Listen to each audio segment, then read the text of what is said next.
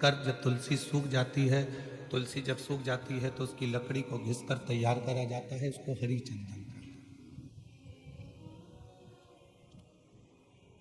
और वो हरी चंदन भगवान नारायण को, शालिग्राम भगवान को, भगवान नारायण को, भगवान विष्णु को हरी चंदन लगाया।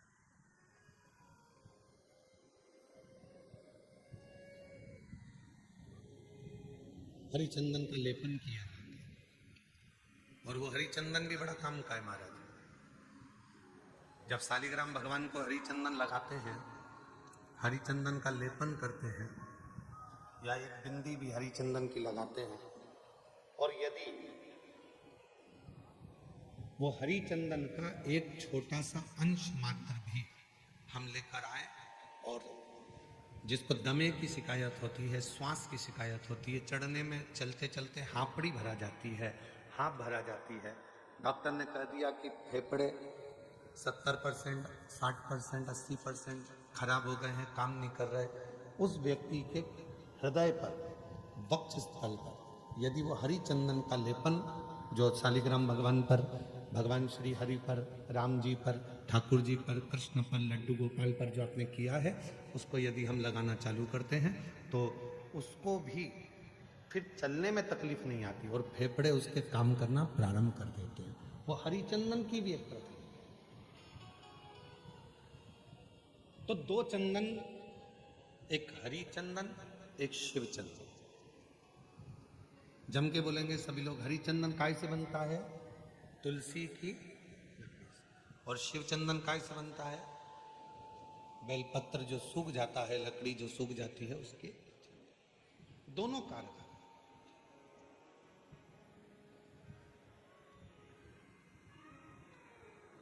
और तेरी पूजन को भगवान बना मन मंदिर, तेरी पूजन को भगवान बना मन मंदिर, घिस घिस चंदन तुझे लगाऊं, नित नित तुझको रोज मनाऊं, घिस घिस चंदन तुझे लगाऊं। हे भगवान, नित्य तेरे को मैं मनाऊं, घिस घिस चंदन रोज लगाऊं, नित नित भोला तुझे मनाऊं, घिस घिस चंदन रोज लगाऊं, नित नित भोला तुझे मनाऊं, तेरी पूजन को भगवान बना मन मंदिर, तेरी पूजन को भगवान बना मन मंदिर, बना मन मंदिर आलीसा, तेरी पूजन को भगवान बना मन मंदिर आलीसा, तेरी पूजन को भगवान। नित्य पूजन का एक फल है।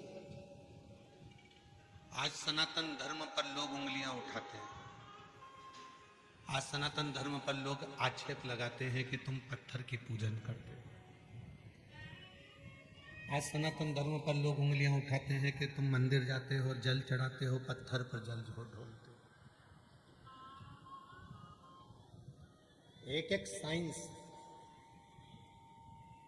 के एक एक उद्देश्य को यदि उठाकर पढ़ोगे तो पूरा साइंस हमारे सनातन धर्म की प्रधानता बताता है, और सनातन धर्म में जितनी पूजन की पद्धति है वही साइंस ग्रहण करती है, वही साइंस।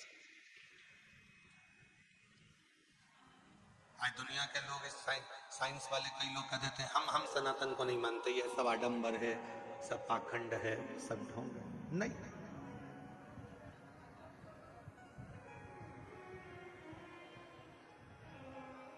एक समय ऐसा भी आता है, डॉक्टर पूरा इलाज करता है, सारी दवाइयां देता है, सब कुछ करता है, और आखिरी में डॉक्टर भी कह देता है कि मैं पूरी कोशिश कर रहा हूं, अब उसके हाथ में, मतलब डॉक्टर को भी मालूम है कि एक डॉक्टर और बैठा है, वो काल अधिपति महाकाल कहीं ना कहीं बैठकर इस कार्य को कर रहा है।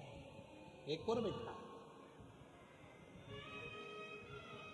कोई संभालने वाला एक और बैठा है। शिव कथा कर रहे हैं। कल कथा में कहा था कि दुनिया में किसी की सामर्थ्यता नहीं है कि कोई तुम्हारा बुरा कर दे। अपना बुरा हम खुद कर रहे हैं, कोई दूसरा बुरा नहीं कर सकता।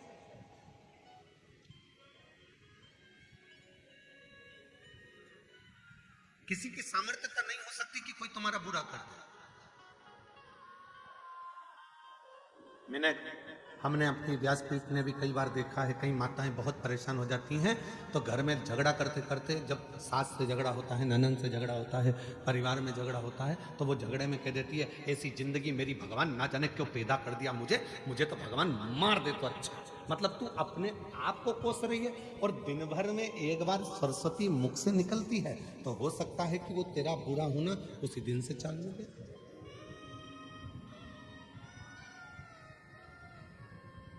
कई बार पुरुष, मेरे जीजा होंगे, जब परेशान हो जाते हैं तो कहते हैं भगवान ये शरीर तो भगवान तूने ऐसा दे दिया। कई माताएं दिन भर बैठी बैठी सोचती रहती हैं कहीं मुझे ये बीमारी तो नहीं हो गई, मेरे शरीर में गठान हो गई, कहीं मुझे ये वाली बीमारी तो नहीं हो गई, मेरे को भोजन नहीं पच रहा तो मुझे ये बीमारी तो नहीं हो गई, मेरी आंखें दुख रही हैं तो आंखों में ये बीमारी तो नहीं हो गई, मेरी कमर से चलते नहीं बन रहा तो मेरा कहीं गुड़िया तो नहीं खसक गया, मेरा घुटने से चलते नहीं बन रहा, मेरा घुटना तो बेकार नहीं हो गया, कहीं घिस तो नहीं गया। प्रत्येक स्त्री पुरुष आज के समय में प्रत्येक व्यक्ति अपने लिए ही बुरा सोच रहा है। मेरे को ये तो नहीं हो गया, मुझे ऐसा तो नहीं हो गया, मुझे वैसा तो नहीं हो गया। और दिन भर वो जब अपने बारे में गलत गलत गलत गलत सोचता है तो उसको अपने आप शरीर में गलत होना प्रारंभ हो जाता है। और जिसने ये सोच लिया कि मुझे कुछ भी नहीं हुआ, फिर तो परमात्मा ऐसी कृपा करता है कि कुछ हो भी रहा होता है तो परमात्मा उसको अच्छा करता है।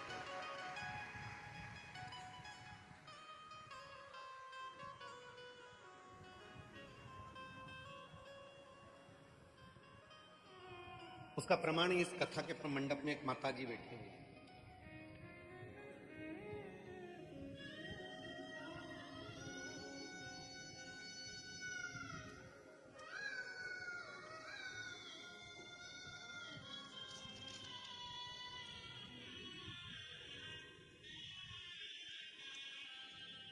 मेरा नाम शीतल राकेश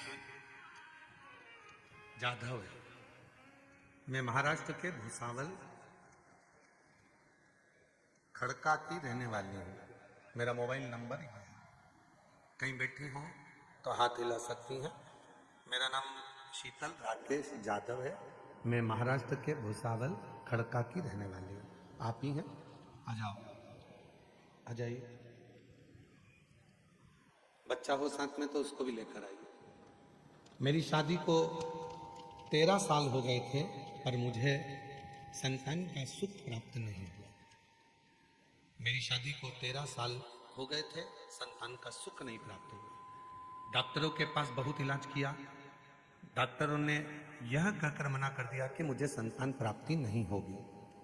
मैंने भुसावल, सूरत, नासिक बहुत से डॉक्टरों के पास इलाज किया। उन्होंने कहा था कि मुझे IVF टेस्ट ट्यूब भी करना होगा।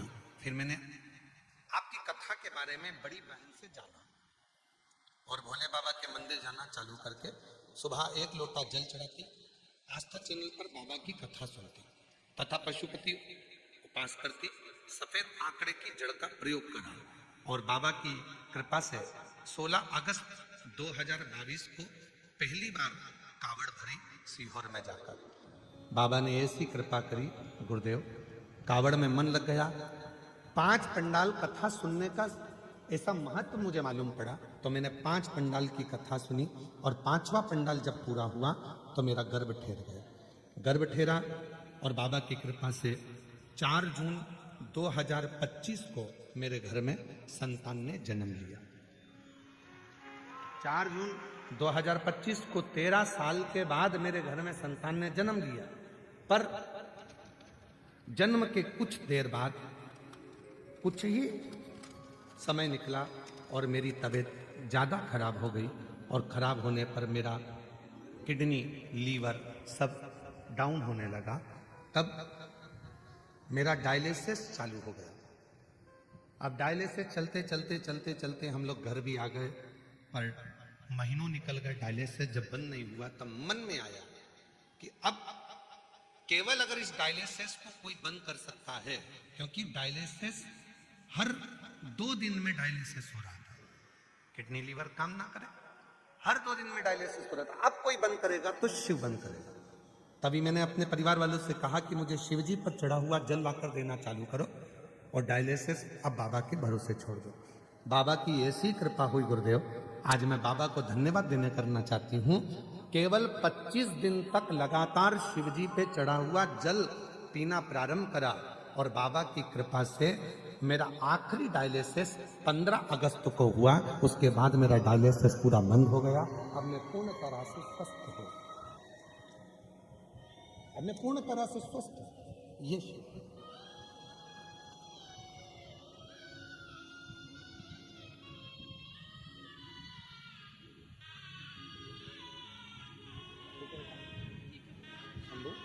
बाबू बाबा बाबा बाबा बाबा शंभू शंभू चल प्रणाम करो, जोरदार ताली बजाओ 13 वर्ष के बाद।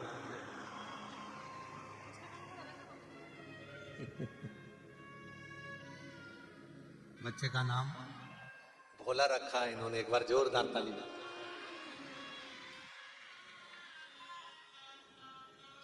और तेरी कृपा बिना नहीं एक भी लेते हैं श्वास तेरी कृपा से धनु बखान क्या करूं मैं राखों के ढेरा चपटी भभूति खजाना मेरा हे गंगाधार मुक्ति द्वार भोले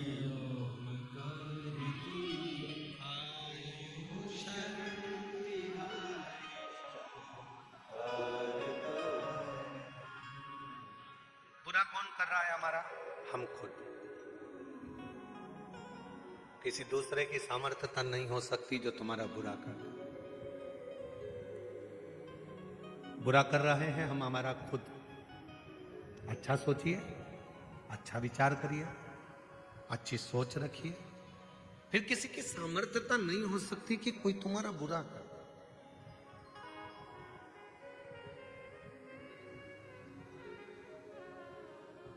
मुझे लग रहा है कि मेरा तबीयत में ऐसा होगा तो वो होगा, और तुमने सोच लिया कि मुझे कुछ नहीं होगा, आग लगे बस्ती में अपन रहो मस्ती में, क्या किसको रोइए चादर तान के सोइए, तो फिर कोई तुम्हारा बुरा नहीं कर सकता, कोई।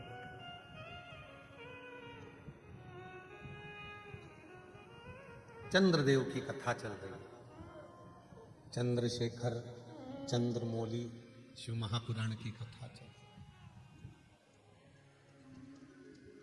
चंद्रदेव का बुरा लोग कह रहे हैं, दक्ष प्रजापति ने चंद्रदेव को श्राप दे दिया।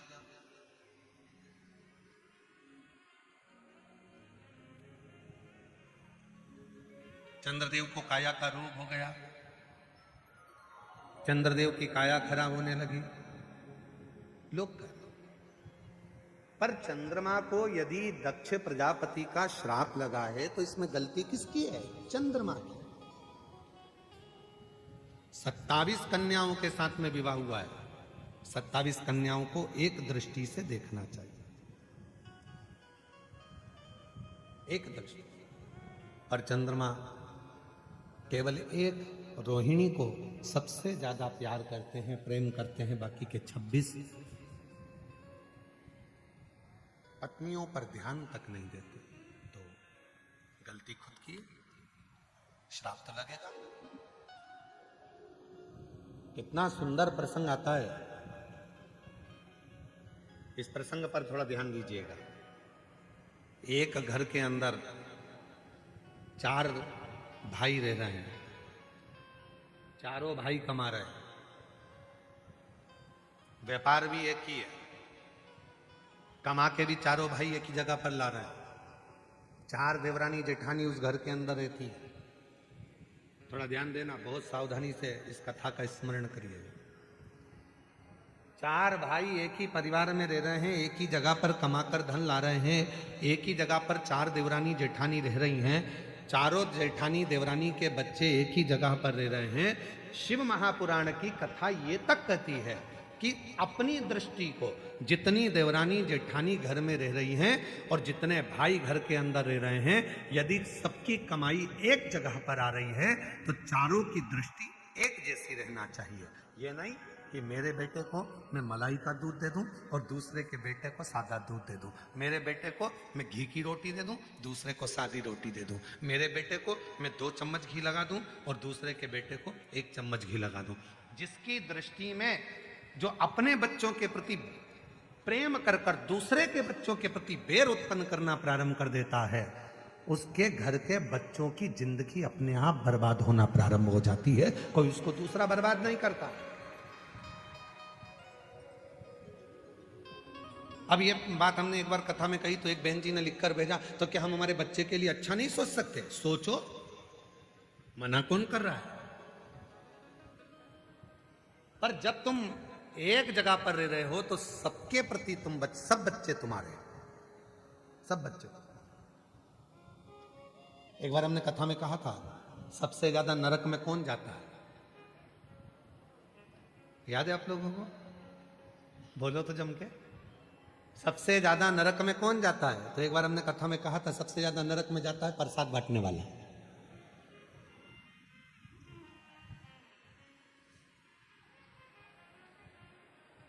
तो खूब इस पे लोगों ने हमको अपशब्द लिखकर भेजा कि बताओ, सीवर वाले महाराज ने कह दिया कि सबसे ज्यादा नरक में कौन जाता है, तो क्या प्रसाद बांटने वाला जाता है।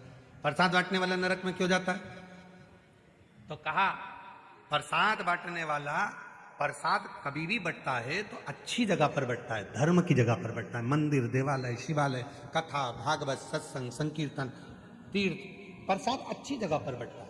प्रसाद कभी किटी पार्टी में नहीं बंटता, प्रसाद शादी के फंक्शन में नहीं बंटता, प्रसाद 25वीं शादी की सालगिरह में नहीं बंटता, प्रसाद सिल्वर जुबली गोल्डन जुबली पर नहीं बंटता, प्रसाद धर्म की जगह पर बंटता है। और जब धर्म की जगह पर कोई व्यक्ति प्रसाद बांटने खड़ा होता है, दूसरा आया तो हाथ ऐसा होता है, और खुद के घर का पहचान वाला आया तो हाथ ऐसा हो जाता है, वो व्यक्ति नरक चले जाता है।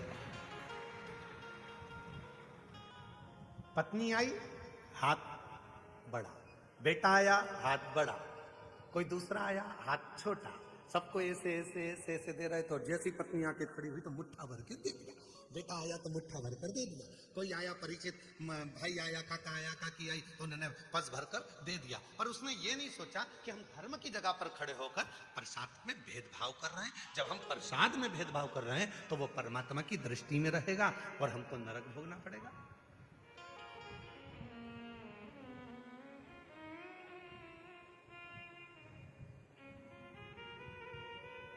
इसलिए सावधान रहना।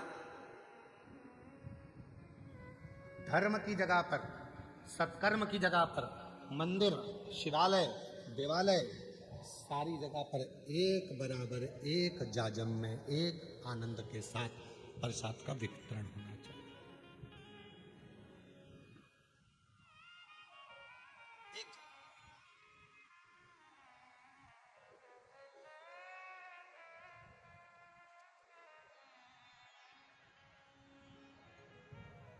शेगांव के गजानन जी महाराज, दुनिया की सबसे बड़ी रसोई, दुनिया का सबसे बड़ा भंडारा अगर कहीं चलता है तो वो शेगांव के गजानन महाराज के यहाँ चलता है।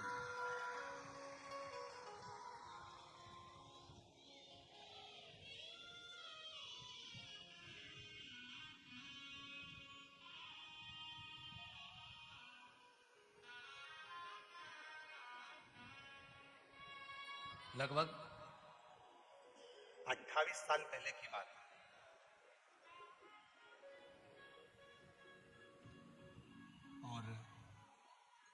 28 साल से, हो सकता है कि 29 साल 28 साल पहले की बात हो, हम शेगांव का है, भंडारे में भोजन प्रसाद चल रहा था। एक पात्र में कोई मीठी वस्तु थी और वो थोड़ी सी थी, तो उन्होंने वो मीठी जो वस्तु थी वो वस्तु को एक और रख दिया और सारी वस्तुएं चल रही। तब हमने पूछा, एक माता जी वो परस रही थी, तो हमने कहा कि ये थोड़ी सी मीठी वस्तु बची है तो ये भी प्रसाद में तो देना चाहिए। तो उन्होंने कितनी सुंदर बात कही गजानन महाराज के दरबार में, जरा विचार करिए। उन्होंने कहा कि हम ये अगर ये थोड़ा सा सामान 2-4 लोगों को देंगे, 2-4 भक्तों को देंगे, और बाकी के भक्त यदि उस प्रसाद को नहीं ले पाएंगे और उन तक वो प्रसाद नहीं पहुंचेगा तो उसका दोष हमको लगेगा।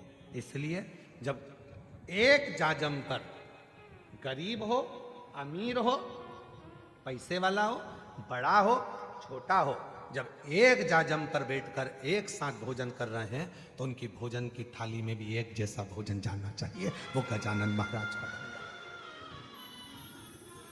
एक जैसा भोजन, उसमें भेद नहीं होना चाहिए। कहां खड़े हो धर्म की जगह पर, कहां खड़े हो सत्कर्म की जगह पर, और वहां पर भी अगर हम भेद करें तो फिर परमात्मा हमको दंड तो देगा। इसीलिए पहले भी कहा, मत बुरे कर्म कर बंदे वरना पछताएगा, भगवान की आंखों से तू बच नहीं पाएगा, तू बच नहीं पाएगा। अरे ओ अज्ञानी मत करना,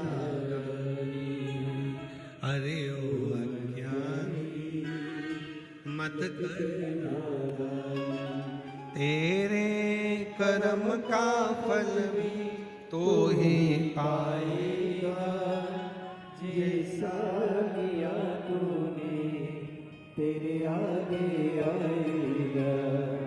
मत बुरे कर्म कर बंदे वरना पछताएगा, भगवान की आंखों से बच नहीं पाएगा, तू बच नहीं पाएगा। अरे ओ अज्ञानी मत करना। समभाव, समदृष्टि, समविचार, समसोच, समभाव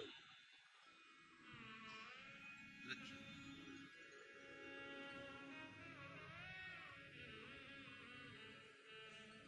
आज के जमाने में लोगों की सोच दो मुखी हो गई, अपने लिए अच्छा सोचना, दूसरे के लिए बुरा सोचना। मेरा बेटा डॉक्टर बने, कलेक्टर बने, इंजीनियर बने, कमिश्नर बने, आईजी बने, डीआईजी बने, दूसरे का बेटा कुछ ना करे, और अगर वो बढ़ भी गया तो मन दुख रहा है कि वो क्यों बढ़ ना।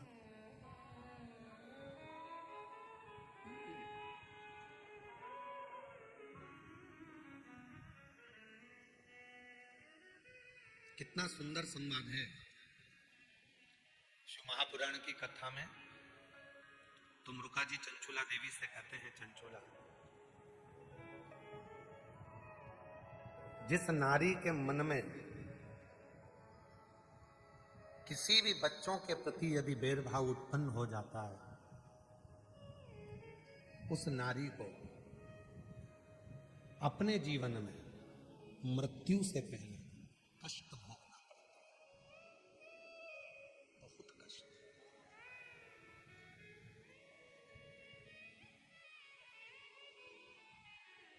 उठाओ पूरा रामचरितमानस का चरित्र। राम जी के जाने की कथा मिलती है रामचरितमानस में कि राम जी ने सरयू जी में समाधि। लक्ष्मण जी के जाने की खबर मिलती है, भरत जी के जाने की खबर मिलती है, शत्रुघ्न जी के जाने की खबर मिलती है, मां जानकी जी के जाने की खबर मिलती है, यहां तक भगवान कृष्ण के भी जाने की खबर द्वापर में मिलती है। राधा रुक्मणी जी के जाने की भी खबर द्वापर में मिलती है। आप सब विद्वान बैठे हो, सब विद्वान हो, ऐसा नहीं कि आप में विद्वत्ता नहीं है, आप में से किसी को मालूम हो कि मंथरा कब गई, कैसे गई, मंथरा के प्राण कैसे छूटे, मंथरा का शरीर कैसे छूटा। अगर आप लोगों को किसी को मालूम हो तो हमको जरूर लिख के भेजना कि मंथरा ऐसे मरी थी। जिस समय पर भरत जी महाराज को मालूम पड़ा कि मंथरा ने भगवान राम जी को वन भेज दिया, क्रोध में आ गए भरत जी महाराज मंथरा के ऊपर, पर मंथरा को कुछ नहीं कहा। क्या क्यों इस राम जी आए वनवास से वापिस, मंथरा सामने खड़ी थी और मंथरा ने हाथ जोड़कर राम जी से कहा था कि मुझे आप मृत्यु दंड दे दो, मैं मर। राम जी ने कहा, मां क्यों ऐसी बात करती हो कि मृत्यु दंड दे दो। तब लक्ष्मण जी ने कहा, भैया ये मंथरा जिसने तुम्हें 14 वर्ष के लिए माता कैकई से कहकर वन पहुंचाया था, आप मंथरा को मृत्युदंड क्यों नहीं दे देते। ये कितने घर में जाएगी और कितने घर फोड़ेगी और कितने घरों में वनवास कराएगी। भगवान लक्ष्मण जी ने जब कहा, राम जी ने समझा कर कहा, लक्ष्मण कुछ मत बोल, सबको अपने कर्म का दंड भोगना पड़ता है। इस मंथरा को अगर मैं मृत्यु दंड दे भी दूंगा तो ये तुरंत मर जाएगी, पर इसके कर्म का भोग अभी इसको पृथ्वी पर रहकर भोगना पड़ेगा। जब मौत आएगी उससे पहले इसको भुगतना पड़ेगा। ये मृत्यु का कर्म है, मृत्यु का। देवरानी का बच्चा आगे बढ़ रहा है, जेठानी को प्रसन्नता होना चाहिए। जेठानी का बच्चा आगे बढ़ रहा है, देवरानी को प्रसन्नता होना चाहिए। कोई अग्रण्य जा रहा है, प्रसन्नता रहो। घर में हाँ, यदि तुम अलग मकान में चले गए, तुम्हारा मकान अलग हो गया, तुम्हारी कमाई अलग हो गई, तुम्हारा घर अलग हो गया, उसके बाद अपने बच्चे के लिए सोचो, मना नहीं। पर जब सामूहिक रूप से रह रहे हो, एक जगह पर रह रहे हो, एक जगह पर खा रहे हो, एक काम चल रहा है, एक व्यापार चल रहा है, एक जगह पर सारा परिवार रह रहा है, तो सबके लिए सोचना, सबके लिए श्रेष्ठ सोचना, सबके लिए अच्छा विचार।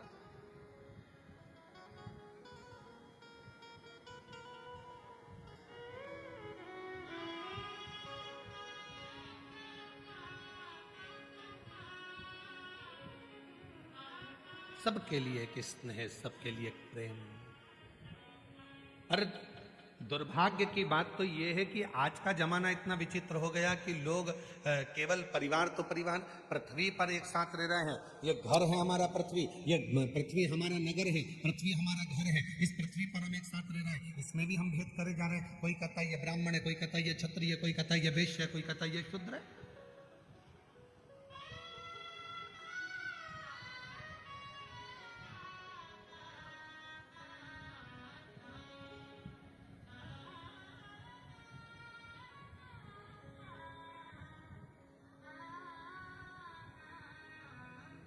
पर ऐसा कौन सा मनुष्य संसार में पैदा नहीं हुआ जिसको भगवान ने ब्राह्मण, क्षत्रिय, वैश्य, शूद्र बनाकर पैदा ही नहीं करा। संसार में जितने मनुष्य पैदा हुए हैं इनको भगवान ने ब्राह्मण भी बनाया, इन्होंने भगवान ने इनको क्षत्रिय भी बनाया, भगवान ने इनको वैश्य भी बनाया और भगवान ने इनको शूद्र भी बनाया। जितने संसार में मनुष्य पैदा हुए हैं इनको चारों वर्ण बनाकर भगवान ने भेजा। हम संसार में जितने भी हैं ये चारों वर्ण के हैं, ब्राह्मण भी, क्षत्रिय भी, वैश्य भी, शूद्र भी। अंदाजा करिए, आप खुद अपने मन में सोचिए, अपने मन में विचार करिए। आप जितने बैठे हो अपने बच्चों को ज्ञान देते हो कि नहीं देते? जम के बोलो जरा। अपने बच्चों को समझाते हो कि नहीं समझाते? अपने परिवार को समझाते हो कि नहीं समझाते? जब कोई व्यक्ति परिवार को, कुटुंब को, नातों को, रिश्तों को, अपनों को समझाता है, ज्ञान देता है, तो वो ब्राह्मण की पद लेता है। फिर जब गुस्सा आता है, झगड़ा करने जाते हो, क्षत्रिय बन जाते हो। जब अपने घर का पालन करते हो, पोषण करते हो, कमाने जाते हो, तो वैश्य बन जाते हो। और जब अपने ही शरीर को साफ करते हो, अपने ही शरीर को धोते हो, तो शूद्र भी बन जाते हो। प्रत्येक मनुष्य संसार का ब्राह्मण भी है, क्षत्रिय भी है, वैश्य भी है, शूद्र भी है। प्रत्येक मनुष्य। अब उसमें भेद क्या करना, क्यों सोचना? आज जरा सा वोट बैंक एकत्रित करने के लिए थोड़ी सी राजनीति में अपना वोट बैंक बढ़ाने के चक्कर में लोग समाजों में, लोगों को, जातियों में तोड़ रहे हैं। पर निवेदन है मेरी जीजियों, मेरे जीजाओं, टूटना नहीं। एक लोटा जल देवाधिदेव महादेव को चढ़ाते रहना और बाबा के बने रहना, शिव के बने रहना। हमें टूटना नहीं है, हमें जुड़ना।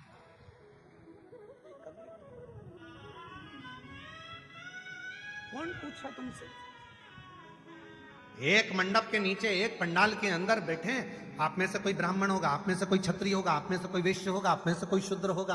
एक मंडप के अंदर बैठे, कोई किसी से नहीं पूछता कि तुम कौन हो। पानी पिलाने वाला नहीं पूछेगा, भोजन कराने वाला नहीं पूछेगा। भोजन के मंडप में जाना और जहां पर ये भूसावल की समिति भोजन करा रही है, वहां जाकर आप भोजन करना। कोई नहीं पूछेगा कि आप ब्राह्मण हो, क्षत्रिय हो, वैश्य हो, शूद्र हो। वहां तो ये एक बात पूछेंगे, कथा में आयो, कथा सुनने आयो, शिव जी के भक्त हो। वहां पर केवल एक आवाज निकलेगी, श्री शिवाय नमस्ते।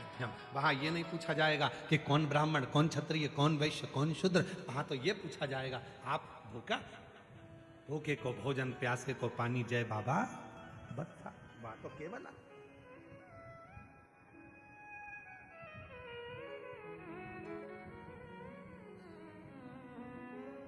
बांटा जा रहा है।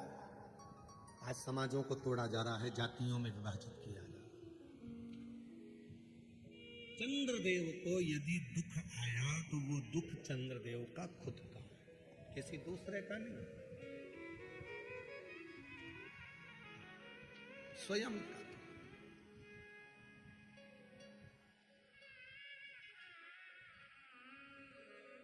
अब देखिए चंद्रदेव ने दुख कैसे प्राप्त करा, जरा ध्यान देना इस कथा पर। चंद्रशेखर चंद्रमौली शिव पुराण भूसावल में चल रही है, ध्यान दीजिए। दुख कैसे प्राप्त करा चंद्रदेव ने? देवताओं की सभा लगी थी,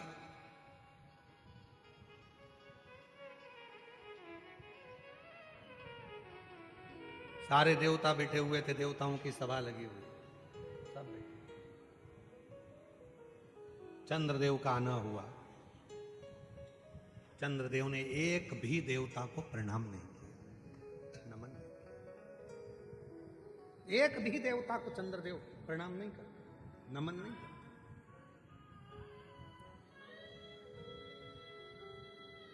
चंद्रदेव को भगवान विष्णु को प्रणाम करना था, ब्रह्मा जी को प्रणाम करना था, इंद्र को प्रणाम करना था, पर चंद्रदेव एक भी देव। और तो और थोड़ी देर बाद देवाधिदेव महादेव आकर बैठे तो चंद्रदेव, सारे देवता उठकर खड़े हो गए। भगवान विष्णु भी, महादेव आए तो उठकर खड़े हो गए, भगवान ब्रह्मा भी उठकर खड़े हो गए, सब उठे, सबने। इंद्र भी उठे, ब्रह्मा भी उठे, विष्णु भी उठे, पर चंद्रदेव ने अपना सिंहासन नहीं छोड़ा। किस लिए? क्योंकि चंद्रदेव को जितने भी लोग मिलते थे वो कहते थे बड़ा सुंदर है चंद्रदेव, बड़ा विद्वान है चंद्रदेव, चंद्रदेव औषधि का देवता है, चंद्रदेव बड़ा सुंदर है, चंद्रदेव बड़ा सुंदर है। अब कौन समझाए कि ज्यादा बड़ाई होती है तो वो बड़ाई जब ज्यादा होने लगती है तो व्यक्ति के अंदर एक अभिमान प्रकट होने लगता है, अभिमान।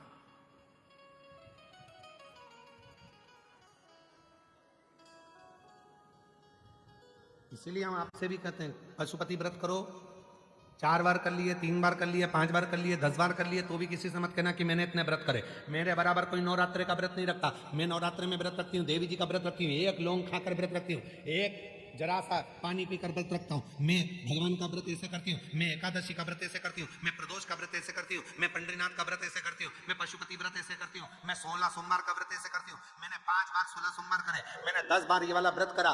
कभी मुख से मत कहो, इससे तुम्हारे भीतर अभिमान आएगा। अभिमान आएगा तो मेरा भोलेनाथ तुमसे दूर हो जाएगा, क्योंकि शिव को अभिमान पसंद नहीं है, शंकर को अभिमान प्रिय नहीं।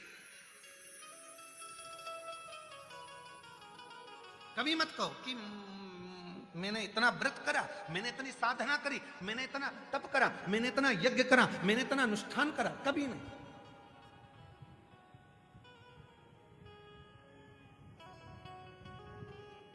यहां पर कई माताएं आती हैं, आकर कहती हैं गुरुजी हमारा ये काम बाबा ने कर दिया। हम कहते हैं बस इतना ही बोलो कि बाबा ने कर दिया। कभी सीवर वाले बाबा का नाम नहीं कि मिश्रा जी आप या प्रदीप जी आप, ना ना ना, प्रभु आपकी कृपा से सब काम हो रहा है, आपकी कृपा सब काम करते हो भोले बाबा, मेरा नाम हो रहा है। करते हो भोले बाबा, मेरा नाम हो रहा है। और भोले आपकी कृपा से सब प्रभु आपकी कृपा से सब काम एक पत्र अच्छा पत्र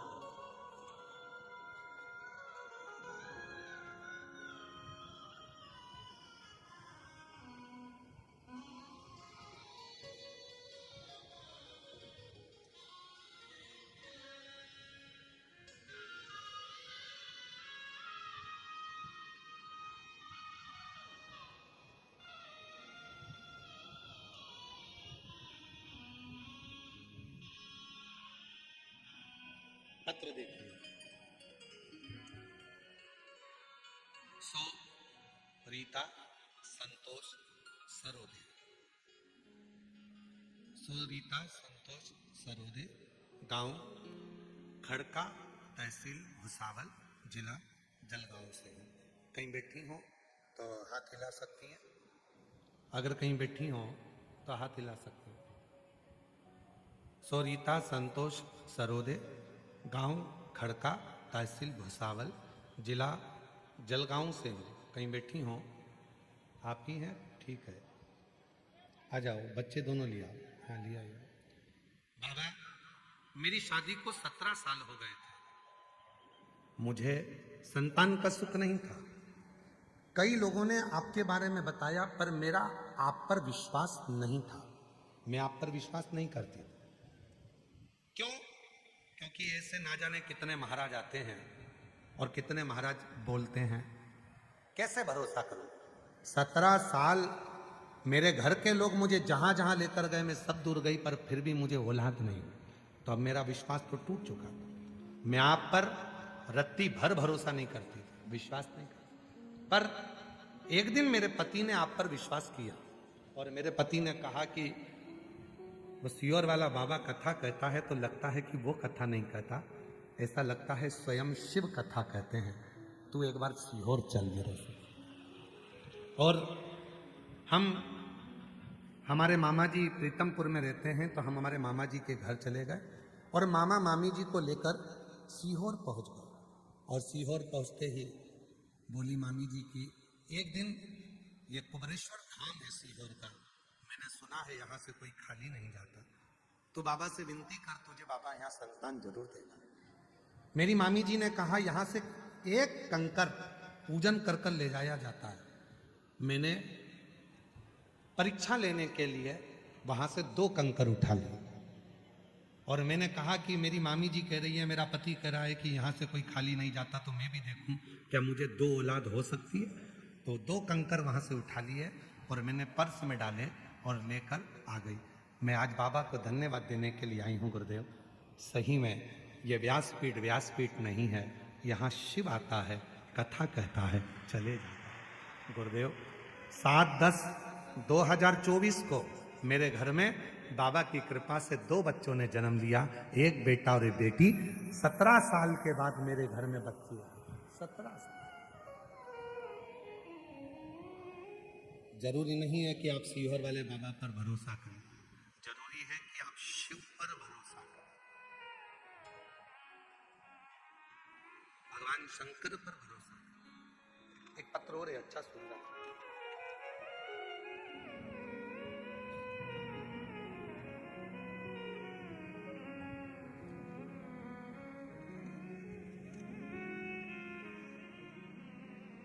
पहले फोटो देखो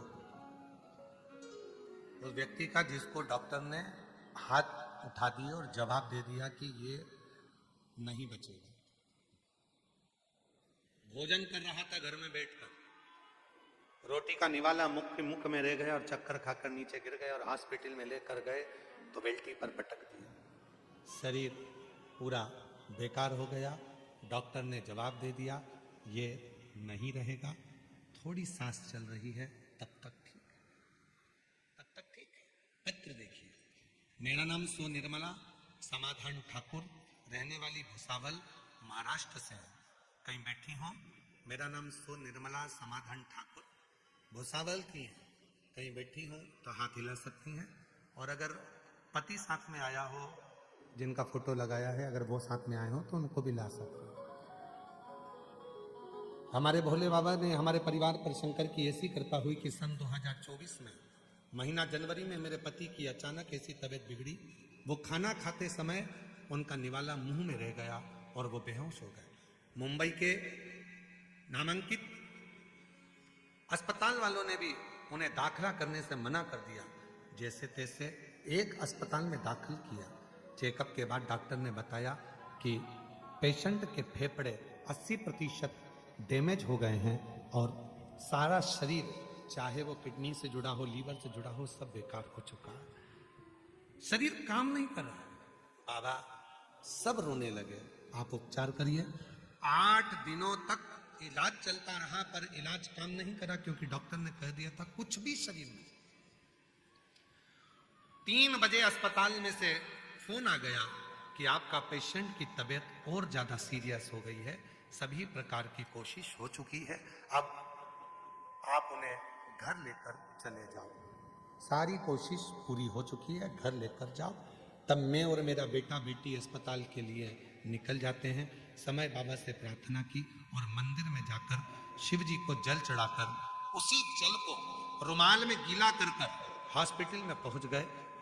शरीर को लेने के लिए हॉस्पिटल से गए थे कि बॉडी लेकर आना है, और वही शरीर के ऊपर गीला रुमाल रोते रोते डॉक्टर जब इधर उधर हुए तो उस रुमाल को शरीर पर लगा दिया। लगाते से ही श्वास आना प्रारंभ हुई। आईसीयू में ले जाकर दाखिल करा। शरीर ने काम करना प्रारंभ करा और बाबा की कृपा से आज मेरे पति पूर्ण तरह से स्वस्थ हो गए, जिनका दूसरा फोटो मैं पीछे लगा रही हूँ। ये दूसरा फोटो, जिनका दूसरा फोटो मैं पीछे लगा रहा हूं, अब पूर्ण तरह से स्वस्थ होकर वापस घर पर आ। दूसरा कहीं बैठे हो तो आ सकते हैं, आ जाओ।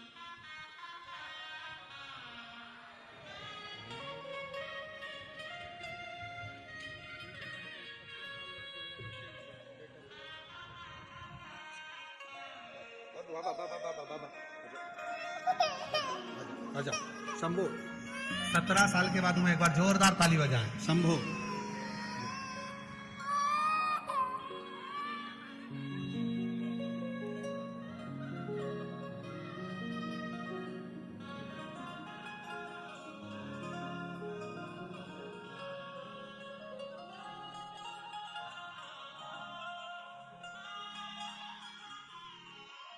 दीदी कह रही है भरोसा बिल्कुल नहीं था। 17 साल ऐसा कोई भी डॉक्टर और ऐसा कोई स्थान नहीं था जहां हम लोग नहीं गए। सब दूर दिखाया पर संतान का सुख नहीं। आप पर भी विश्वास नहीं था, पर सीहोर का कुबरेश्वर धाम जो जो भावना लेकर आता है, बाबा उसकी मनोकामना पूर्ण जरूर करते हैं। ऐसा कुबेर भंडारी ऐसा। और आप लोगों को बधाइयां दूं, 2026 का रुद्राक्ष वितरण का कार्य 15 मार्च से प्रारंभ हो रहा है, जो पूरे वर्ष वितरण होगा। बधाई। जिस रुद्राक्ष का दुनिया के लोगों को इंतजार रहता है वो 15 मार्च से चालू हो जाएगा, और 15 मार्च 2026 से चालू होकर फिर अगले साल तक रोज प्रतिदिन सुबह 10 बजे से शाम को 5 बजे तक कुबेर भंडारी की भूमि पर जाओ। कुबेरेश्वर धाम पर जाकर कंकर शंकर पूजन करो, हाथ फैलाकर अपने लिए अपनी कामना कर कर रुद्राक्ष लो, और उस रुद्राक्ष को धारण करो। पानी में गलाकर तांबे के कलश में रात भर रखकर सुबह शिव जी को चढ़ाकर उसका आचमन करो, तुम्हारे शरीर के लिए भी श्रेष्ठ हो। अपने गले में कुबेरेश्वर धाम का एक रुद्राक्ष जरूर धारण करो। कौन कौन पहना है रुद्राक्ष? हाथ उठाओ जरा। सभी पहने? अरे वाह, रखो रखो, शिव कृपा। पहनना चाहिए।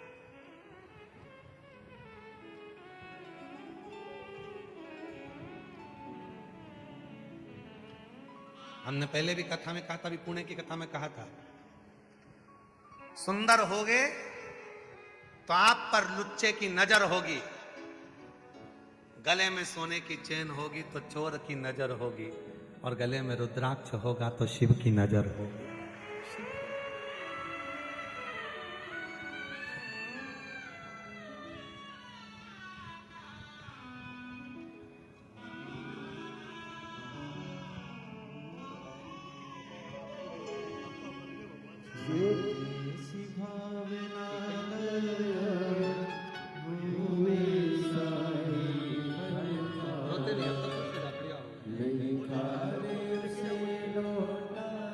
कह रहे हैं डॉक्टर बोल दिया था कि लेकर जाओ, बॉडी है, शरीर है।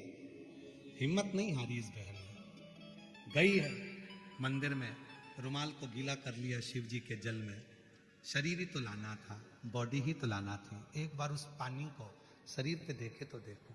शिव का चढ़ा जल भाई के शरीर पर लगाया और शरीर में हाफड़ी आना प्रारंभ हुई, और आज आपके बीच में खड़ा। रोते नहीं, खुश हो। अब तो आ गए बाबा की कृपा।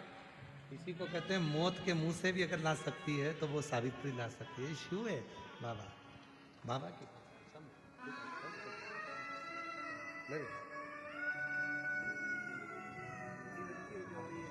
बधाई बेटा, आपने अपने पापा के लिए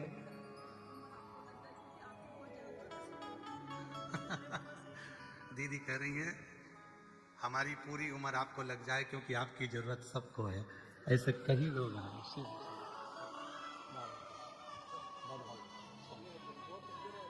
आपने लिया?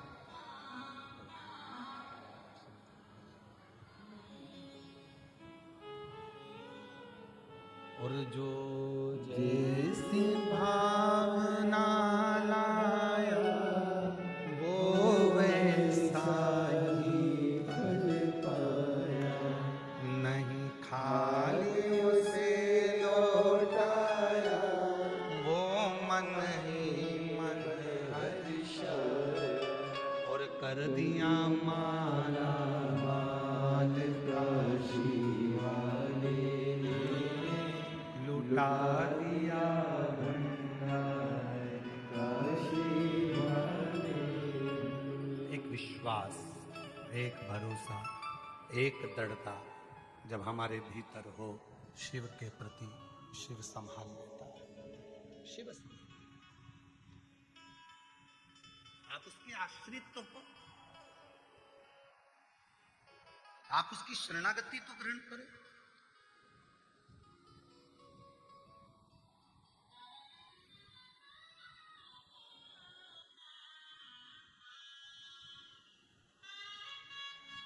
और जिस दिन मेरे भोले बाबा की शरणागति आप ग्रहण करते हैं, जिस दिन मेरे शंकर को आप अपना पिता मानने लगते हैं, तो वो कार्य पूर्ण करता है। कार्य क्यों आए हो? इतनी चिलचिलाती हुई धूप है, गर्मी है, बहुत तेज गर्मी पड़ रही है, बहुत धूप है, बहुत गर्मी, और पंडालों में जगह नहीं है, सारे पंडाल फुल पड़े हुए। इतनी गर्मी आप सह रहे हो, इतनी गर्मी में बैठकर आप कथा सुन रहे हो, इतनी गर्मी में पैदल चलकर यहां तक पहुंचे हो। सीहोर वाले महाराज के लिए नहीं आए, आप देवाधिदेव महादेव के लिए आए, शिव के लिए। और जब आप उस महादेव के लिए यहां तक पहुंचे हो, तो एक दिन आपका दुख दूर करने के लिए वो महादेव भी आपके दरवाजे तक जरूर। और जब आपके भीतर समर्पण का भाव हो, तो शिव क्यों ना स्वीकार, शिव क्यों ना स्वीकार।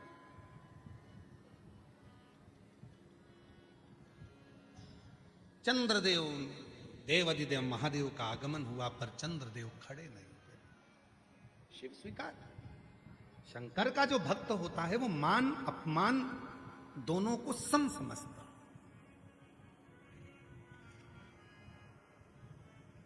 शिव का अगर सच्चा भक्त है तो वो मान और अपमान दोनों को समझेगा, दोनों को समझेगा।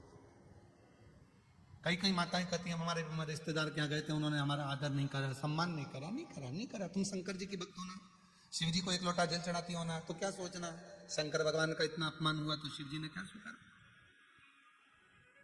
मान अपमान दोनों सम लेकर चलता है, वही जिंदगी में बहुत आगे बढ़ता है। वही भगवान शंकर को देवों के भी देव महादेव कहते हैं, सारे देवताओं को देवता कहते हैं, पर भगवान शंकर को देव अधिदेव महादेव कहते हैं। महादेव उसी तरह जैसे श्रीमद् भागवत, विष्णु पुराण, भविष्य पुराण, अग्नि पुराण, नर्मदा पुराण, कूर्म पुराण, लिंग पुराण, ये सारी पुराणों की गिनती में आती है, पर केवल एक पुराण ऐसी है जिसको महासंबोधन से संबोधित किया गया, वो शिव महापुराण है। महासंबोधन से जिसको संबोधित किया, महादेव के रूप में जिसको पूजा गया, महादेव के रूप में जिसको धारण किया गया, वो शिव है। सम्मान दिया तो ठीक है, अपमान किया तो भी ठीक है, बराबर ठीक है, हो ठीक है।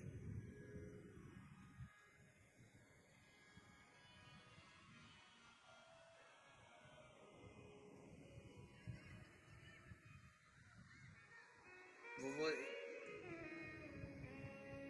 हमारे दीनानाथ जी एक वो लाइन गुनगुनाते हैं ना, जो शिव नाम होठों पे चढ़ गया,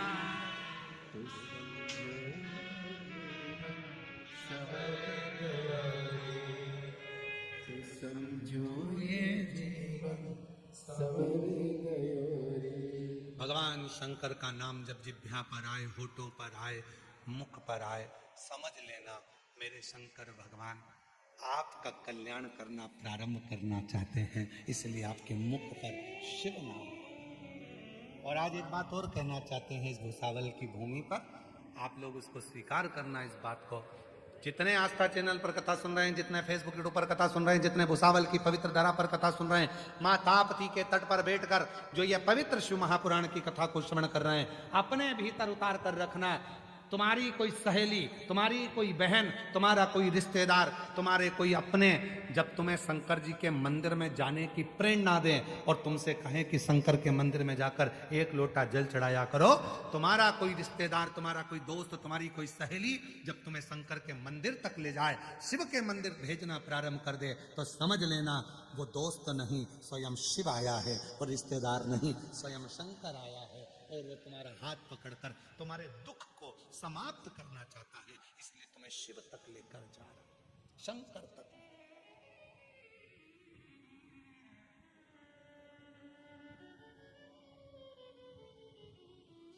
वो आपको शिव तक लेकर जा रहा है, शिव तक भेज रहा है,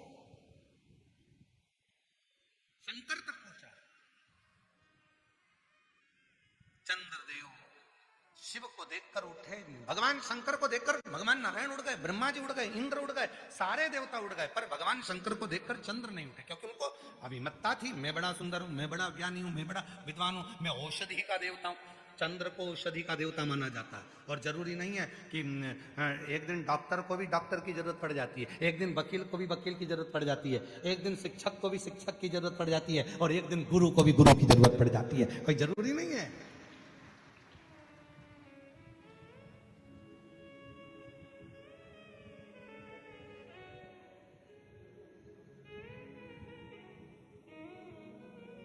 चंद्रदेव औषधि के देवता हैं, और जब बीमार पड़े, दक्ष प्रजापति ने श्राप दिया, पूरा शरीर गलने लगा, तो उनकी औषधि काम क्यों नहीं हुई? फिर क्यों शंकर जी के पास गए? कभी कभी डॉक्टर को भी डॉक्टर के पास जाना पड़ता है, कोई जरूरी नहीं कि हमारे कोई सब आता है तो नहीं ना। अपने अंदर ये अभिमान भी मत लाओ कि मेरे को ही सब आता है, ना ना ना, सबको आता है, इसलिए आप सब विद्वान हैं। संसार में कोई ऐसा नहीं है कि जो विद्वान नहीं, सब विद्वान।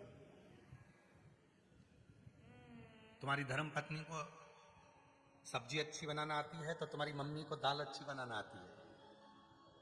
तुम्हारी सास अगर मक्का की रोटी ज्वार की रोटी अच्छी बना लेती है तो तुम्हारी मम्मी भी कोई ना कोई रोटी अच्छी बना लेती है। सबको कुछ ना कुछ भगवान ने हुनर देकर पैदा करा है। ऐसा कोई नहीं है जिसको हुनर देकर पैदा नहीं करा। आप अपने आप में ये ना सोचेंगे मुझे ही सब कुछ आता है, ना ना ना, सब कुछ ना, ये तो उसकी कृपा है।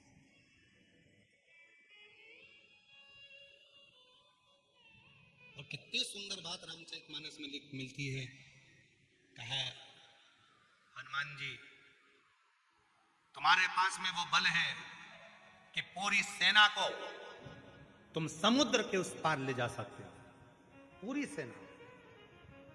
हनुमान जी ने मन में सोचा कि ये सब मुझे ही महान बना रहे हैं, हनुमान हनुमान हनुमान हनुमान। हनुमान जी ने सोचा कि केवल मुझे महान मत बनाओ, जो राम जी के काज में आ गया वो सब महान है। तो हनुमान जी ने कहा कि केवल मैं ही नहीं कि मैं तुम सबको सेना को उस पार ले जाऊं, हमारी सेना में नल नील ऐसे हैं जो राम नाम लिखे पत्थर भी अगर हाथ लगाकर फेंक देते हैं तो वो पत्थर भी तैर जाते हैं। हनुमान जी ने उनको भी महत्व बता दिया, उनको भी महत्व। और कितने विद्वान थे हनुमान जी महाराज, जरा विचार करिएगा। हनुमान जी की विद्वत्ता पर थोड़ा ध्यान दीजिएगा कि हनुमान जी महाराज कितने विद्वान थे। राम राम लिखे पत्थर पानी में डाले जा रहे थे, पत्थर तैर कर समुद्र में उधर इधर सब जगह जा रहे थे। एक पत्थर उधर जा रहा, एक पत्थर उधर जा रहा, सारे पत्थर एक साथ आ ही नहीं रहे थे। तो पुल कैसे बने? राम जी ने मन में विचार करा, इस पुल को बनाने के लिए एक काम करना पड़ेगा। नल और नील को बिठाया, नल से कहा तू रा लिख और नील से कहा तू मां लिख। रा का पत्थर पानी में फेंका और मां का पत्थर पानी में फेंका। रा का पत्थर और मां का पत्थर दोनों अपने आप एक दूसरे से चिपकते चले गए और पुल बनकर तैयार हो गया और सारी सेना पार। अगर केवल राम लिख देते तो पत्थर इधर जाता उधर जाता उधर जाता उधर जाता, पर इन्होंने विद्वत्ता धारण करी, एक में रा लिखा एक में मां लिखा, दोनों को जुड़ गए, अपने आप जुड़ते जा रहे थे। राम राम राम राम फिक्स होते चले जा रहे थे, फिक्स, इधर रा इधर मां, फिक्स रा मां, फिक्स रा मां, फिक्स, दोनों इकट्ठे होते गए, पुल बनकर तैयार हो गया। पहले राम राम लिखकर छोड़ रहे थे तो एक उधर जा रहा था एक उधर जा रहा था, पकड़ के लाओ जब तक पुल बनेगा। तो उन्होंने विचार करा हनुमान जी ने, एक में लिखो रा दूसरा में लिखो मां, अपने आप चिपक जाएंगे, राम हो जाए, पुल बन के तैयार।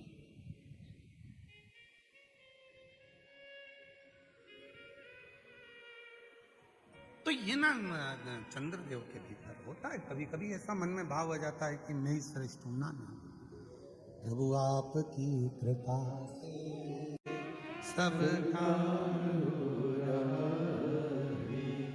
करते हो भोले बाबा, मेरा नाम हो रहा है, करते हो भोले बाबा, मेरा नाम हो रहा है, भोले आपकी कृपा से सब काम हो रहा है, शंभु आपकी कृपा से सब काम हो रहा है। कोई नहीं करता, करने वाला शिव है, केवल शिव।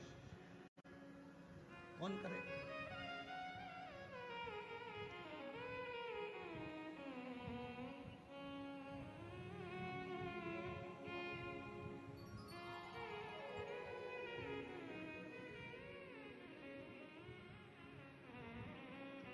और शिव का डमरू डम डम बोले, अगम निगम के भेद ये बोले।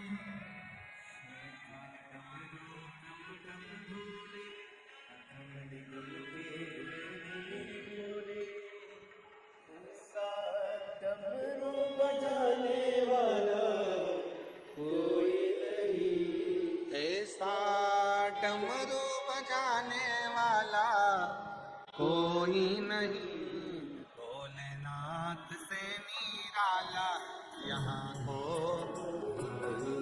भोले पर बैठकर भगवान देवाधिदेव महादेव से प्रार्थना करें, विनय करें, निवेदन करें, बाबा को अपने मन का भाव कहें, दिल से बाबा को प्रार्थना करें। जहाँ जगह मिले वहाँ बैठकर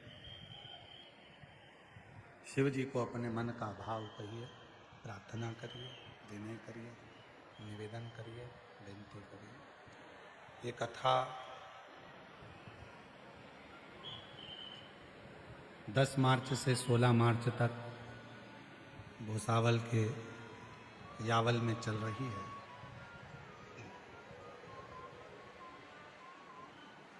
दो बजे से 5 बजे तक माँ ताप्ती के तट पर भुसावल की पवित्र भूमि पर 16 मार्च तक ये कथा चलेगी।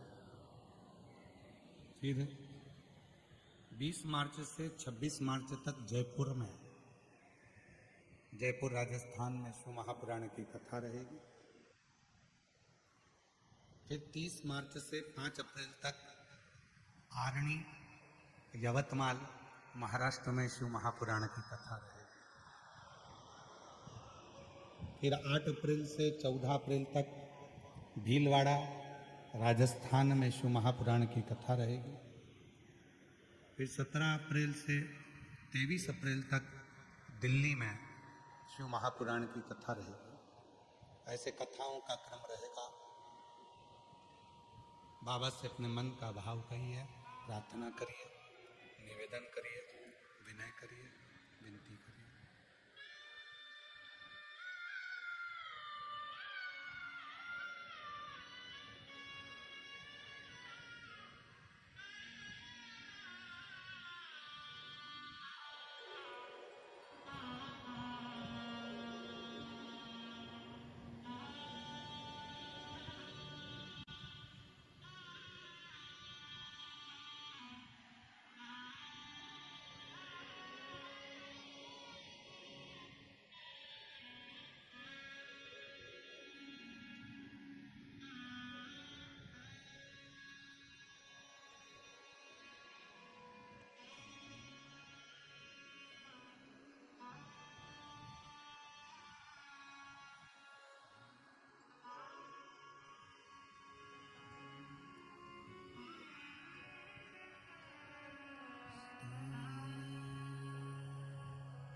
शिवाय नमस्ते। श्री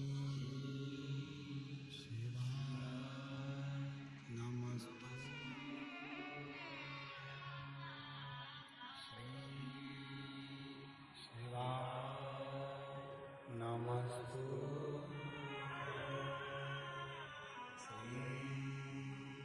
शिवाय नमस्ते। श्री शिवाय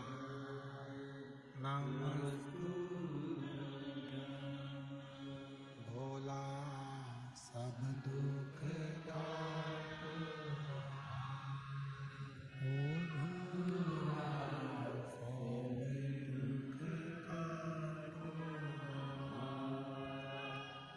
शिव शंकर जपो तेरी माला, भोले बाबा जपो तेरी माला, भोला सब दुख काटो, ओ भोला सब दुख काटो। वेश मंगलकारी, वेश मंगलकारी, शमशान वासी हमारा, शमशान वासी हमारा, ओ भोला सब दुख काटो हमारा, ओ भोला सब दुख काटो हमारा।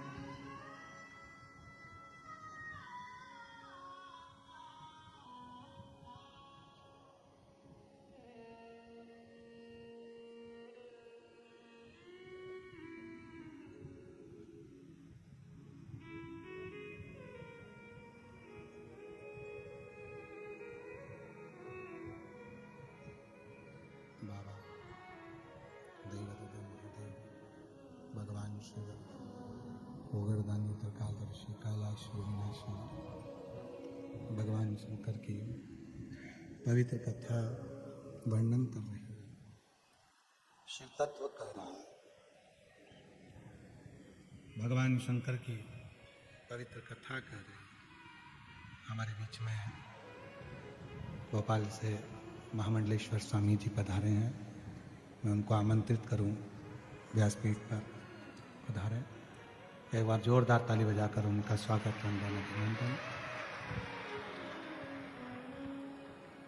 बड़े सरल रसिक शिव भक्त भगवान देवाधिदेव महादेव के परम उपासक हैं। शिव भक्ति भगवान शंकर की अविरल भक्ति, भगवान देवाधिदेव महादेव का स्मरण,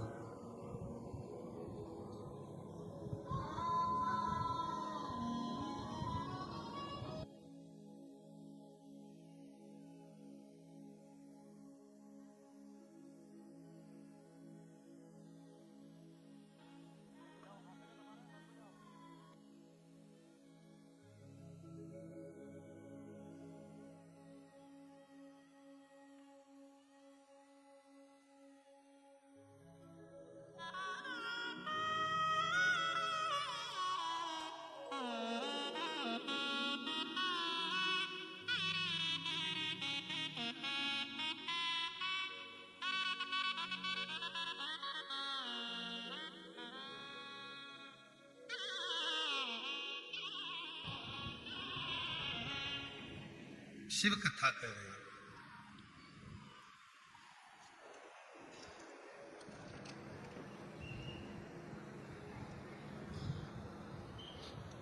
हमारे बीच में महामंडलेश्वर परम पूज्य अनिलानंद जी महाराज भोपाल अध्यक्ष संत महोदय, महामंडलेश्वर परम पूज्य पवनदास जी महाराज खंडेरावाड़ी भोजपुर से पधारे हैं। एक बार जोरदार ताली बजाकर के लिए सभी का।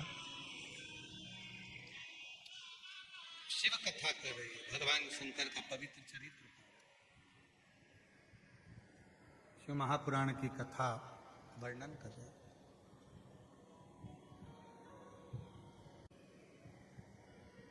शिव जी के आने पर भी चंद्रदेव प्रणाम नहीं करे, नमन नहीं। शिव जी को उसका कोई दिक्कत नहीं है। जो शंकर भगवान का परम भक्त होता है, जो शिव का परम भक्त होता है, वो मान अपमान दोनों को सम रखता है।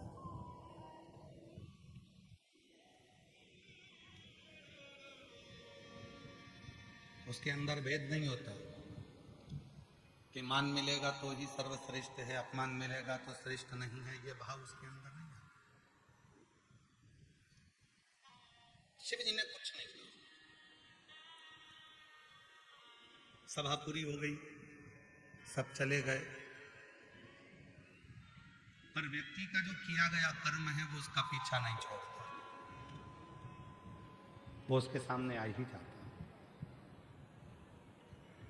फिर निवेदन करें कि मत बुरे कर्म कर बंदे वरना पछताएगा, भगवान की आंखों से तू बच नहीं पाएगा, तो बच नहीं पाएगा।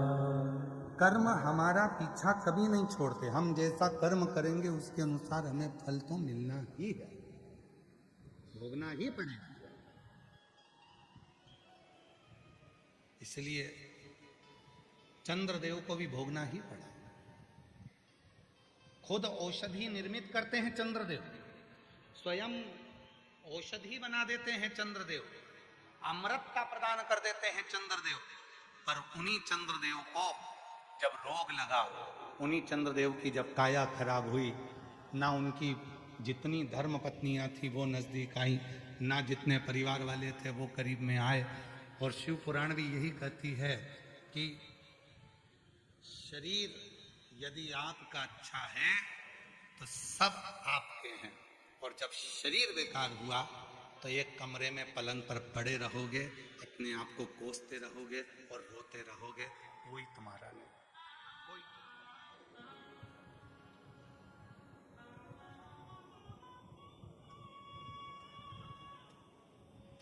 हरिद्वार कौन कौन गया है? हाथ उठाओ जरा, सब उठाओ हाथ जो हरिद्वार गए। हम भी गए, ठीक है।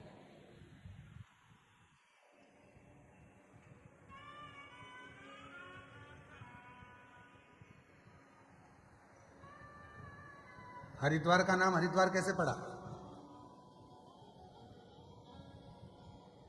चलो जल्दी से उत्तर दो। हरिद्वार का नाम क्या था? सप्तपुरियों में एक पुरी थी मायापुरी, वो हरिद्वार था। फिर हरिद्वार कैसे पड़ गया? शिव जी के एक भक्त के कारणवश उसका नाम मायापुरी से हरिद्वार हो गया। और वो थे अवंतिकापुरी उज्जैनी में रहने वाले राजा भर्तरी, गुरु गोरखनाथ जी के शिष्य।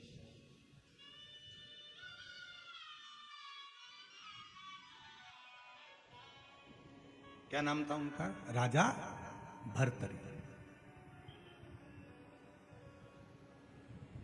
वो मायापुरी का नाम हटकर हरिद्वार कर दिया, वो भर्तरी के नाम से। भर्तरी आखिरी में आता है हरि, उसी के नाम से वो हरि की पौड़ी हुई और उसी के नाम से हरिद्वार। सप्तपुरियों में से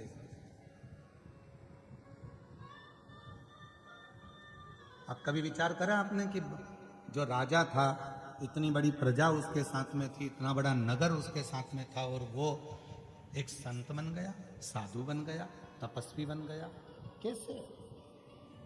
शिव महापुराण की कथा कहती है, जब वो देव अधिदेव महादेव जब कृपा करना चाहते हैं, और आपको भी कहा था कि आप सब ये लाखों की संख्या में आए हो, पंडालों में भरे पड़े हुए हो, ये मत सोचना कि आप अपनी मर्जी से आए हो।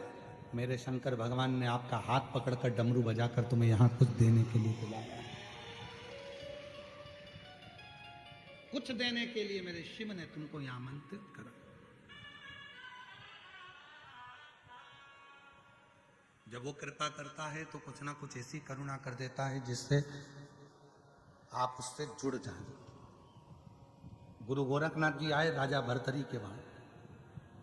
राजा भर्तरी ने और उनकी धर्मपत्नी पिंगला ने खूब सेवा की।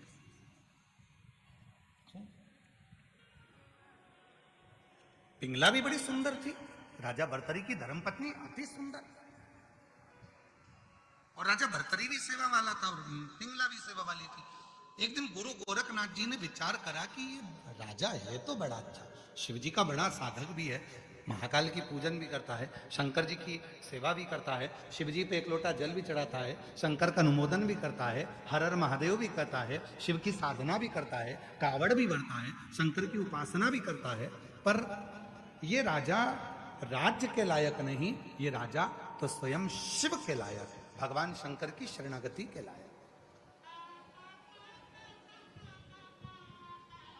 और महाराज, हर व्यक्ति के मन में एक बात रहती है, प्रत्येक व्यक्ति के अंदर एक बात होती है। हर व्यक्ति ये सोचता है, भगवान मेरे घर में इतने सारे लोग रहते हैं, पर मैं ही कथा में क्यों जाता हूँ, मैं ही शंकर जी के मंदिर क्यों जाता हूँ, मैं ही साधना क्यों करता हूँ, मैं ही आराधना क्यों करता हूँ। सारा परिवार दुकान संभालने में लगा है, सारा परिवार घर संभालने में लगा है, सारा परिवार, पूरा घर परिवार देखने में संभालने में परिवार लगा हुआ है, पर तुम भगवान शंकर की कथा में आकर बैठे हो, तुम भगवान शंकर की शरणागति में आकर बैठे हो, तुम भगवान शंकर का भजन कर रहे हो, तो ये जान लेना कि कहीं शिव की कृपा है, तुम्हारा और भगवान शंकर का कोई पुराना संबंध होगा, इसलिए शंकर जी तुम्हें पकड़कर कथा के पंडाल में लेकर जा रहे हैं, मंदिर तक लेकर जा रहे हैं, साधना में बिठा रहे हैं। कोई पुराना संबंध, कोई पुराना संबंध तुम्हारा शिव से हो, कोई पुराना संबंध। और कोई पिछले जन्म के अच्छे कर्म मुझे बाबा तेरा साथ दिया, कोई पिछले जन्म के अच्छे कर्म मुझे बाबा तेरा साथ मिला। जहाँ सारी दुनिया झुकती है, जहाँ सारी दुनिया झुकती, मुझे वो आली दरबार मिला, दरबार मिला। कोई पिछले जन्म के अच्छे कर्म मुझे बाबा तेरा साथ मिला। कोई पूर्व का कर्म होगा, कोई पूर्व का अच्छा कर्म होगा जो बाबा तुम्हें बुलाए। एक पत्र है, अच्छा है।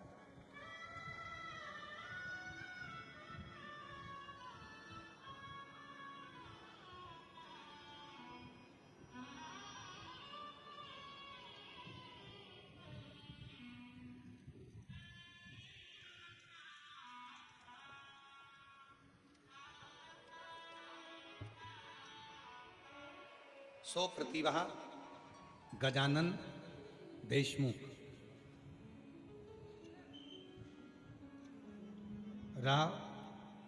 रहने वाले बेलूरा, तहसील पातुर, जिला अकोला से आई हैं।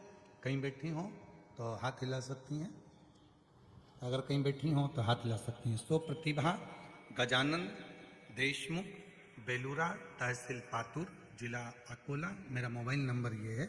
एक लोटा जल और सीहोर के रुद्राक्ष और मिट्टी का प्रभाव बताना चाहती हूँ। गुरुदेव, 20 साल से मेरे घर औलाद नहीं, मेरी उम्र भी बहुत ज्यादा हो गई और मेरे घर में 20 साल तक औलाद नहीं।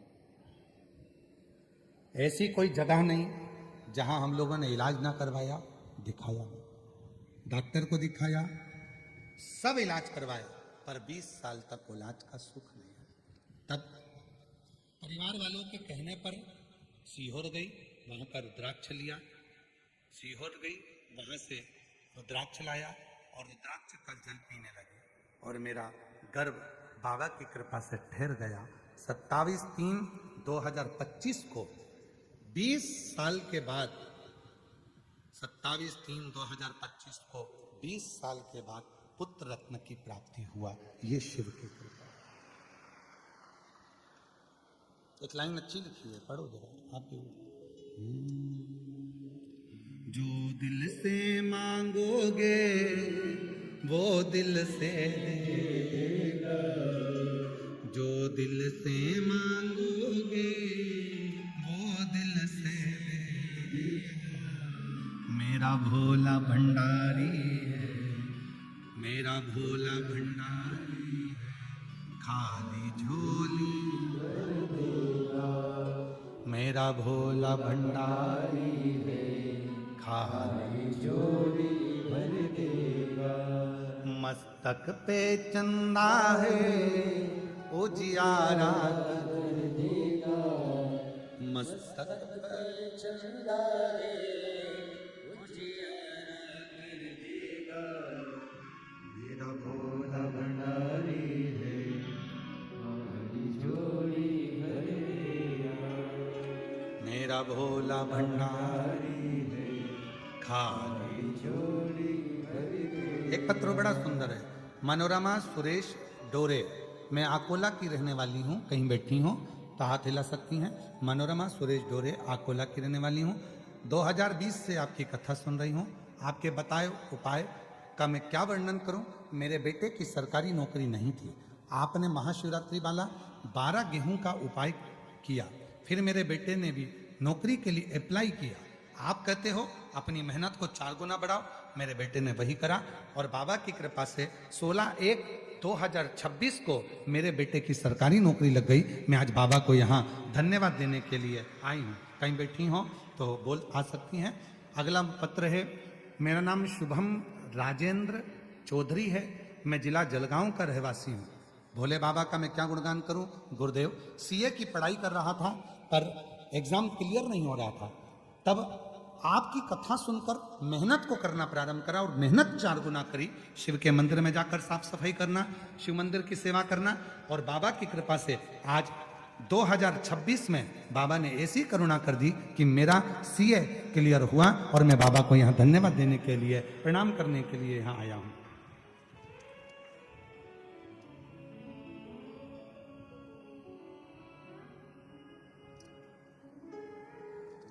शिव की उदारता, भगवान शंकर की शरणागति, शिव की शरणागति, शिव की उदारता जीवन को सुख प्रदान करती है। जिसको शंकर जी को बुलाना होता है, बाबा देवादिदेव महादेव उसको बुला लेते हैं, शिव उसको बुलाते हैं। राजा भर्तरी का चरित्र कह रहा है। शिव जी ने गुरु गोरखनाथ जी को भेज दिया। गुरु गोरखनाथ जी पहुंचे, राजा भर्तरी को देखा, पति उसकी पत्नी को देखा, पिंगला को, बड़ी सेवा कर रही थी, बड़ी सेवा। राजा भर्तरी भी बड़ी सेवा कर रहा था, प्रसन्न हो गए।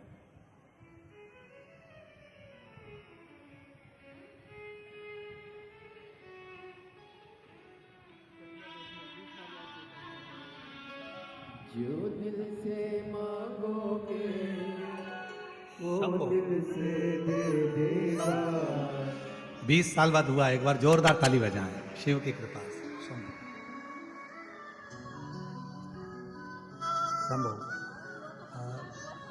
मेरा भोला भंडारी है, हारी झोली भर देगा। मेरा भोला भंडारी है, हारी झोली भर देगा। मस्तक पे गंगा है, वो शीतल कर देगा। मस्तक पे गंगा है, वो शीतल कर देगा। मेरा भोला भंडारी खाली झोली भरेगा। विश्वास। भगवान देवादिदेव महादेव ने भर्तरी के पास गुरु गोरखनाथ जी को भेज दिया। गुरु गोरखनाथ जी ने फल राजा भर्तरी को दे दिया। राजन, तू बड़ा विद्वान है, बहुत प्रबल है, तेरी विद्वत्ता है, बहुत सेवा करता है तू। तेरे जैसे राजा की जरूरत इस पूरे संसार को है। ये ले फल, खा लेना, कभी बूढ़ा ही नहीं होगा, जवान की जवान बना रहेगा। राजा भर्तरी को फल मिल गया।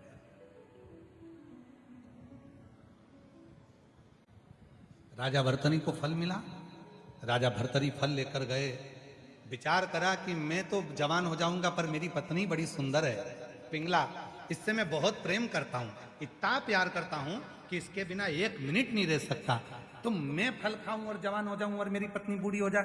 एक काम करता हूं कि ये फल मैं अपनी धर्म पत्नी पिंगला को दे देता हूं, वो जवान रहेगी, बूढ़ी नहीं होगी, तो मुझे भी अच्छा लगेगा। और फल लिया, उस फल को पिंगला को दे दिया। और फल पिंगला के पास में आया। पिंगला, ये वो फल है जिसको खा लो तो बूढ़े नहीं होते, जवान की जवान बनी रहेगी पिंगला। पिंगला ने फल लिया और विचार करा कि मैं जवान हो जाऊं और मैं जिससे प्यार करती हूं वो बूढ़ा हो जाए।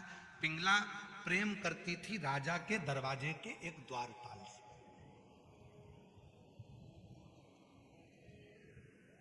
अब राजा ने फल किसको दिया था? जम के तो बोलो। पिंगला।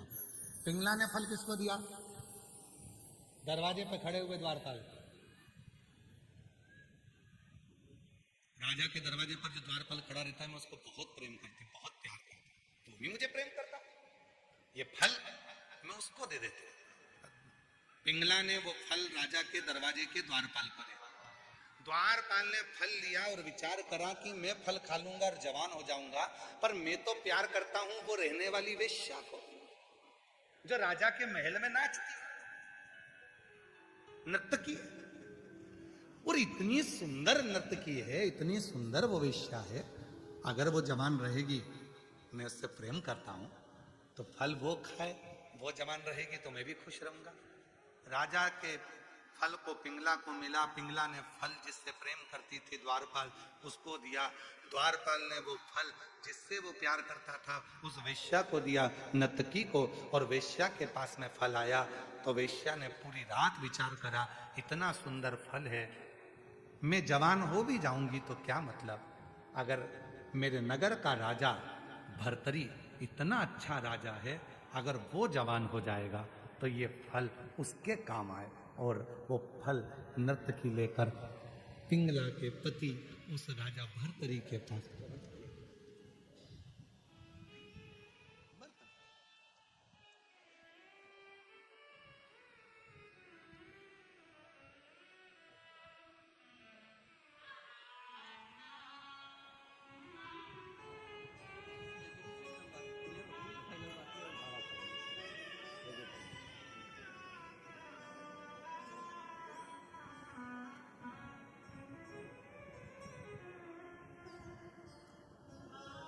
राजा ने फल किसको दिया था? जम के बोलो, जरा आवाज आना चाहिए। पिंगला को। पिंगला ने फल किसको दिया? दरवाजे के द्वारपाल को, क्योंकि वो उसको प्रेम करता था। द्वारपाल किसको प्रेम करता था? नर्तकी वेश्या को। फल किसको गया? नर्तकी वेश्या के। नर्तकी वेश्या ने वो फल लिया और विचार करा कि मैं जवान हो भी जाऊंगी तो क्या फायदा। राज्य का राजा यदि अच्छा होगा, जवान होगा, तरुण होगा, तो राज्य भी अच्छा चलाएगा। फल लेकर वेश्या उस राजा के पास पहुंच गई। फल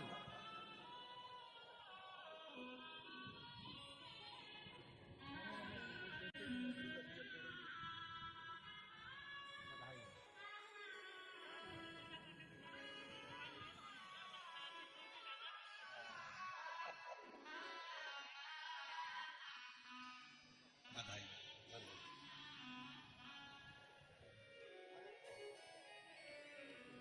फल वो नत्त की वेश्या लेकर पहुंच गई राजा भर्तरी के पास। नर्तकी ने हाथ जोड़ा, प्रणाम किया, नमन किया। पूछा राजा भर्तरी ने, क्या बात है, क्या हुआ? महाराज, मेरे पास में एक ऐसा फल है जिसको आप खाएंगे जवान हो जाएंगे, कभी जिंदगी में बूढ़े नहीं होंगे। राजा का ध्यान गया, कहीं ये वही फल तो नहीं है।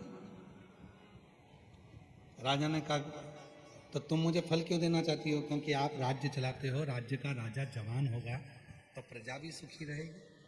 आप ये फल मुझसे ले लो। राजा ने कहा, जरा फल तो दिखाओ। नर्तकी वेश्या ने अपनी झोली में से, पल्लू में से फल निकालकर जो राजा को दिया, राजा पहचान गया, ये तो वही फल है जो मैंने अपनी धर्म पत्नी पिंगला को दिया था। पिंगला पास में बैठी थी। राजा ने पिंगला को उठाकर पूछा, ये फल तो मैंने आपको दिया था पिंगला। पिंगला कहती है, मैं आपके दरवाजे पर जो द्वारपाल है ना, उससे बहुत प्रेम करती हूं, मैंने फल उसको दिया। द्वारपाल को बुलाया, जब पिंगला ने तुझे फल दिया था तो तूने क्यों नहीं खाया? पिंगला तुझे इतना प्रेम करती है, तू पिंगला को प्रेम करता है? द्वारपाल कहता, नहीं, मैं पिंगला को प्रेम नहीं करता, मैं तो ये नर्तकी जो नाचती है ना वेश्या, इससे प्रेम करता था, इसलिए मैंने फल इसको दिया था। हाथ जोड़ लिए वेश्या के राजा भर्तरी, और हाथ जोड़कर राजा भर्तरी ने उस नर्तकी वेश्या से कहा, धन्य है आप जो आप अपने राज्य के राजा को युवान देखना चाहती हो, स्वस्थ देखना चाहती हो। राजा ने वो फल वापिस गुरु गोरखनाथ जी को दे दिया और हाथ जोड़कर कहा कि अब संसार मुझे अच्छा नहीं लगता। जिससे प्रेम था,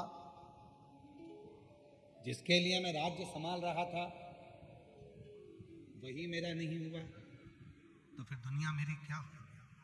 सब छोड़ा, पूरा राज्य छोड़ दिया राजा भर्तरी ने, और अवंतिकापुरी में राजा भर्तरी एक गुफा में बैठकर तप करते रहे। जब आखिरी का समय राजा भर्तरी का आया, तब पहुंच गए अवंतिकापुरी से मायापुरी। मायापुरी की एक गुफा में बैठकर राजा भर्तरी तप करते थे और गंगा मैया उछाले लेती थी। राजा विक्रमादित्य को मालूम पड़ा कि मेरे भाई राजा भर्तरी एक गुफा में बैठकर तप करते हैं और उस गुफा से उतरकर गंगा का स्नान करने जाते हैं, तो उन्होंने उस गुफा से लेकर गंगा के तट तक सीढ़ियां बनवा दी, पौड़ियां बनवा दी। वो पौड़ियों का नाम था भर्तरी की पौड़ी, तो उसका नाम हो गया हरि की पौड़ी। और बाद में वो मायापुरी शिव की गुरु गोरखनाथ जी के वो भक्त भरतरी के नाम से वो मायापुरी का नाम हरिद्वार हो गया। भरतरी हरि हरि हरि पीछे का जो शब्द था वो मायापुरी से जुड़े।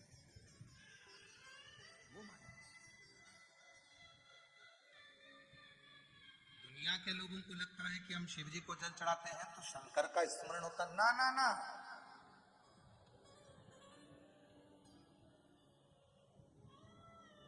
शिव परीक्षा लेते हैं। परीक्षा की पहली सीढ़ी है भगवान शंकर की भोजन। परीक्षा की पहली सीढ़ी है भगवान शंकर की भोजन। ध्यान रखना इस बात पे। कहने वालों ने ऐसे नहीं कह दिया कि भूखे को भोजन और प्यासे को पानी और जय बाबा बर्फानी। रुद्राक्ष महोत्सव सीहोर में होता है। दूर दूर से लोग आते हैं। लोग कोई चाय पिलाता है, कोई भंडारा चलाता है, कोई पोहा बांटता है, कोई आइसक्रीम बांटता है, कोई पानी बांटता है। अभी भुसावल में कथा चल रही है। मां ताप्ती के तट पर भुसावल की पवित्र भूमि पर ये पवित्र कथा महाराष्ट्र की पवित्र धरा पर चल रही है। आज कथा का दूसरा दिवस है। हम रास्ते में से आते आते देख रहे थे कोई पानी की बोतल बांट रहा है, कोई पानी का पाउच बांट रहा है, कोई टंके में पानी भर लिया गिलास से पानी पिला रहा है। उनको देखकर हमें लग रहा था शंकर भगवान की कथा बार बार कहती है कि शिव जी से स्वयं मां जगत जननी माता सती ने भगवान शंकर से प्रश्न किया था, भोले बाबा आप जब संसार के लोगों से प्रेम करते हो, संसार के लोगों से स्नेह करते हो, जब संसार के लोगों को आप देना प्रारंभ करते हो, उससे पहले आप संसार के लोगों की परीक्षा लेते हो? शिव जी ने कहा हाँ। तो वो परीक्षा कौन सी होती है? तब भगवान शंकर ने कहा वो पहली परीक्षा है, मैं भूखे का रूप धरकर, एक भिक्षुक का रूप धरकर, प्यासा बनकर, भूखा बनकर, एक सन्यासी बनकर, एक भिक्षुक बनकर, किसी शंकर का जो भक्त होता है, शिव का जो उपासक होता है, उससे पेट भरने के लिए अन्न मांगता हूँ, भोजन मांगता हूँ, पीने को पानी मांगता हूँ। मैं देखता हूँ वो मेरा हुआ कि नहीं। धन नहीं,